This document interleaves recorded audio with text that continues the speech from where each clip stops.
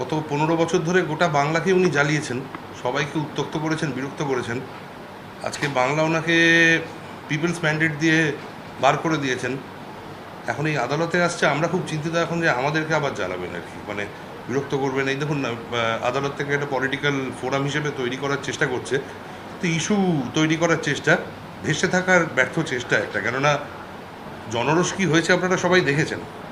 ভারতীয় জনতা পার্টির তরফ থেকে তো কেউ ছিল না, লিটিগেন্টসরা, স্টাফেরা সবাই মিলে দেখছিলেন তো যে স্লোগান, ওনাকে দেখেই স্লোগান দিচ্ছিল আর কি, কী বলছিল তো শুনতেই পাচ্ছিলেন। আর মানে তো আমার ছোট ভাই সূর্যনীল, ও তো ওখান থেকে রেস্কিউ করতে গিয়ে ও জামা কাপড় পর্যন্ত মানে ছিঁড়ে গেছে আজকে। তো এই অবস্থা। আমার একটা অন্য প্রশ্ন আছে, উনি যখন মুখ্যমন্ত্রী ছিলেন তখন তো ওনার এই প্র্যাকটিস করার যে লাইসেন্সটা, এই লাইসেন্সটা সাসপেন্ডেড থাকে। তো রিজামশন সার্টিফিকেট না পেয়ে উনি এরমভাবে আদালতে উকিল হিসেবে অ্যাপিয়ার করতে পারেন কিনা? কারণ দেখুন, আমি নাম নিয়ে বলছি, আমার সাথে সেদিনকে জাস্টিস বিশ্বজিৎ বাসুর কথা হচ্ছিল। উনি সুপ্রিম কোর্টে প্র্যাকটিস করতে পারছেন না, কারণ উনি যে ওনার লাইসেন্স সাসপেন্ডেড ছিল উনি যখন বিচারপতি ছিলেন, তাই জন্য উনি যখন রিজামশনের জন্য অ্যাপ্লাই করেছেন, বার কাউন্সিল সেটা কিন্তু দেয়নি এখন। আর বিশ্বজিৎ বাসু সাহেব কিন্তু রিটায়ার করেছেন বেশ কয়েক মাস আগে। হ্যাঁ, মমতা বন্দ্যোপাধ্যায় এই সবে সবে ইলেকশনে হেরে এখন হঠাৎ করে তো ওনার সার্টিফিকেট অফ রিজামশন হতে পারে না, পেতে পারে না উনি বার কাউন্সিলের কাছ থেকে। কোনো রাজ্য রাজনীতির অঙ্গ বা দেশের রাজনীতির অঙ্গ, কিন্তু জয়ী হওয়ার পর প্রতিহিংসা পরায়ণ হয়ে ওঠা আসলে চারিত্রিক দুর্বলতা নয় কি? আমি মনে করি এটা তাদের চারিত্রিক দুর্বলতার বহিঃপ্রকাশ। এই যে 10 জন প্রাণ হারালেন, তাদের রক্ত বৃথা যেতে দেওয়া যাবে না। তাদের আত্মত্যাগ আমাদের পিছু হাঁটার কারণ হতে পারে না, বরং তাদের দেখা স্বপ্নগুলি পূরণ করাই হবে আমাদের অন্যতম দায়িত্ব এবং আগামী দিনের শপথ। মনে রাখবেন, তৃণমূল কংগ্রেস এমন একটা দল যার জন্ম হয়েছে রাজপথের ধুলোয়, আন্দোলনের মাধ্যমে, লড়াইয়ের ময়দানে, হার না মানা মানসিকতার মধ্যে দিয়ে। মনে পড়ে সিঙ্গুর নন্দীগ্রামের সেই দিনগুলি, যখন চারিদিকে ছিল শুধু বারুদের গন্ধ আর সিপিএম এর হারমাদ বাহিনীর লাঠির আস্ফালন। তখন কি আমরা কেউ মাথা নত করেছিলাম? ভয় পেয়েছিলাম? দমাতে পেরেছিল তৃণমূলকে? উত্তর হচ্ছে না। আমরা সেদিনে বুক চিতিয়ে দাঁড়িয়েছিলাম বলেই আজকে বাংলার মানুষ আমাদের সুযোগ দিয়েছিল 2011 সালে, এবং আমরা বাংলার মানুষের হৃদয়ে জায়গা করে নিয়েছিলাম। আজকের ওই প্রতিকূল পরিস্থিতিতে অন্য কিছু নয় বা নতুন কিছু নয়, এ হলো এক অগ্নি পরীক্ষা। সোনা যেমন আগুনে পুড়ে খাঁটি হয়, আমাদের সংগঠনকেও, তৃণমূলের সর্বস্তরের সৈনিকদেরকেও এই অগ্নি পরীক্ষার মধ্যে দিয়ে আরো শক্তিশালী হয়ে উঠতে হবে। আপনারা সকলে জানেন, 2014 লোকসভা নির্বাচনে আমরা 34টি আসন পেয়েছিলাম। পরবর্তীকালে 19-এর নির্বাচনে লোকসভার ভোটে আমাদের ফলাফল প্রত্যাশিত না হলেও আমরা 22টি আসনে জয়যুক্ত হয়েছিলাম। তারপরের যে নির্বাচন 2024 সালে, সেখানে আমরা প্রায় 29টি আসন পেয়েছিলাম। দলের কাজ এবং আপনাদের পরিশ্রমে পুনরায় আমরা হারা আসনগুলো পুনরুদ্ধার করতে পেরেছি। 2021 সালে পশ্চিমবঙ্গ বিধানসভা নির্বাচনে আমরা প্রায় 215টি আসনে জয়যুক্ত করে হয়েছিলাম বা জয়লাভ করেছিলাম। মানুষ গণতান্ত্রিক রায় দিয়ে তৃণমূল কংগ্রেসের প্রার্থীদের সর্বত্র জিতিয়েছিল। এবং আমি বিশ্বাস করি, যেভাবে এই লুট করা দেখেছি এই নির্বাচনে, বিজেপি কাউন্টিং এর দিনে যেভাবে লুট হয়েছে, আমরা বিশ্বাস করি যে এই রায় মানুষের রায় হতে পারে না। মানুষ আমাদের যা রায় দেবে আমরা মাথা পেতে নেব, আমাদের কোনো অসুবিধা নেই। সে 80 হতে পারে, সে 8 হতে পারে, সে 10 হতে পারে, সে 50 হতে পারে, সে 100 হতে পারে, সে 200 হতে পারে।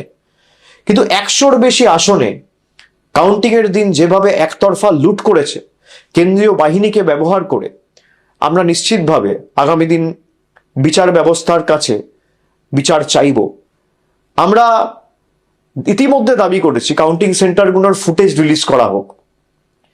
বিভিন্ন জায়গায় আমাদের কাছে কাউন্টিং এর দিন যত কন্টেস্টিং ক্যান্ডিডেট রয়েছে, তারা আমাকে যখন ফোনে জানাচ্ছিল যেই ভোটে ইভিএম হয়েছে আর কাউন্টিং টেবিলে যে ইভিএম আনা হয়েছে, দুটো সিরিয়াল নাম্বার ম্যাচ করছে না।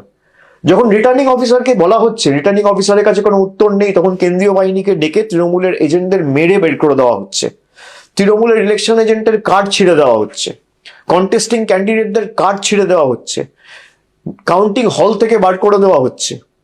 যারা লুট করে ক্ষমতায় এসছে, যারা মানুষের ম্যান্ডেটকে ম্যানিপুলেট করে ক্ষমতায় এসছে, তারা ক্ষমতায় বেশি দিন টিকবে না। আমি বিশ্বাস করি সত্যিটা মানুষের কাছে যথা সময়ে উন্মোচিত হবে এবং সঠিক তথ্যটা মানুষের কাছে উপস্থাপিত হবে। যারা জোর জবরদস্তি কেন্দ্রীয় বাহিনীকে কাজে লাগিয়ে, কেন্দ্রের অফিসারদের কাজে লাগিয়ে, মাইক্রো অবজারভার কেন্দ্রের, কাউন্টিং সুপারভাইজার কেন্দ্রের, কাউন্টিং হলে যারা আছে তারা কেন্দ্রের, আর বাইরে যারা গার্ড করছে কেন্দ্রীয় বাহিনী কেন্দ্রের, এবং একাধিক জায়গায় যেখানে সারা দিন ধরে ভোট হয়েছে, মেশিনে যেখানে 60%, 65%, 50%, 55% চার্জ রেকর্ড হয়েছে, আমাদের কাছে তথ্য রয়েছে, সেই মেশিন কাউন্টিং হলে আনার পর দেখা যাচ্ছে 96%, 97% চার্জ। আমি তৃণমূল কর্মীদের বলবো, এর জবাব মানুষ আগামী দিন দেবে, ভরসা রাখুন মানুষের উপর। লুটপাট করে কেউ ক্ষমতায় বেশি দিন থাকতে পারে না। যারা রাষ্ট্রশক্তিকে ব্যবহার করে, পুরো দেশের এজেন্সিদের ব্যবহার করে বাংলায় লুট চালিয়েছে, যেদিনকে কেন্দ্র সরকার ক্ষমতা থেকে যাবে বা যেদিনকে এদের লোকসভা ভোটে পরাজয় হবে, সেদিনকে বাংলার গদিটাও মানুষের রায়ে এক রাতে চলে যাবে, এই বিশ্বাস আমি রাখি। আমাদের অস্ত্র হলো আপোষহীন লড়াই, আমাদের অস্ত্র হলো আমাদের হার না মানার মানসিকতা। এই একতাই আমাদের সব থেকে বড় ঢাল। আমি আপনাদের সকলকে অনুরোধ করছি, একে অপরের হাত শক্ত করুন। বাংলার মানুষ জানেন তৃণমূল কংগ্রেসের কর্মীরাই তাদের একনিষ্ঠ কর্মী এবং তাদের বিপদে আপদে প্রকৃত বন্ধু। আপনারা আবার মাঠে নামুন। আমাদের যে পার্টি অফিসগুলো জোর জবরদস্তি ভেঙে দেওয়া হয়েছে, সেই পার্টি অফিসগুলো পুনরুদ্ধার করুন। হাইকোর্টে ইতিমধ্যেই মামলা দায়ের হয়েছে, আপনারা জানেন, এবং সেখানে যে পিটিশন ফাইল হয়েছে, আজকে হাইকোর্ট মহামান্য বিচারপতিরা তারা রায় দিয়েছে যে যারা ঘরবাড়ি ছাড়া, যাদের দোকানে ভাঙচুর হয়েছে, যাদের বাড়িতে হামলা হয়েছে, যারা এলাকা ছাড়া, ঘর ছাড়া, গ্রাম ছাড়া, পাড়া আবেদন করেননি, তাকে বিধায়ক করতে হবে, স্পিকার করতে হবে, মন্ত্রী করতে হবে, নেতা করতে হবে, এরকম নিষ্ঠাবান একজন কর্মীকে ভারতীয় জনতা পার্টি আজকে রেকগনাইজ করেছে।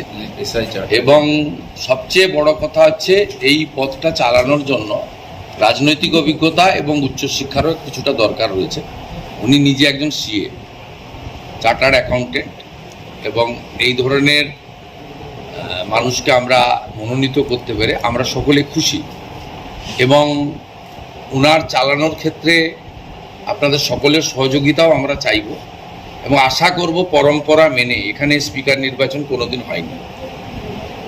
বিরোধী পক্ষর তাদেরকেও আমি আবেদন করব যাতে সর্বসম্মতিক্রমে স্পিকার নির্বাচনের যে ঐতিহ্য নজির রয়েছে, গতবারেও আমরা 77 জন ছিলাম, আমরা কন্টেস্ট করিনি, সেই ঐতিহ্য তারা বজায় রাখবেন।